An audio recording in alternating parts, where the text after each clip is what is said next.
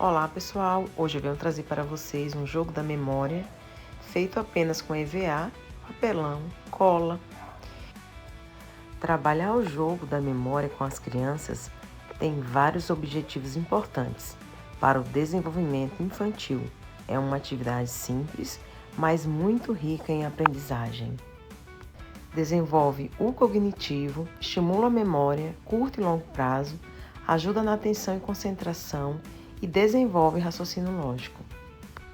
Além de trabalhar a percepção visual, a linguagem, socialização, coordenação motora e autonomia e confiança. Espero que vocês gostem desta proposta. Deixe o seu like no vídeo e até a próxima. Tchau!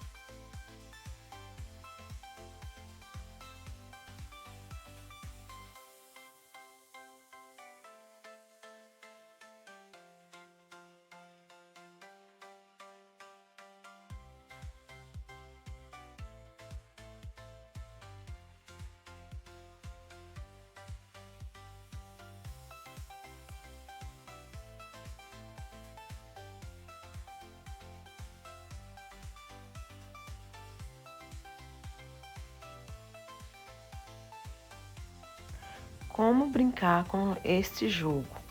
Basicamente, pessoal, é igual à regra do jogo tradicional. A única diferença é que se a criança achar uma peça que é a diferente, eu coloquei um roxinho, né, a happy face. Se a criança achar a happy face, ela perde a vez de jogar.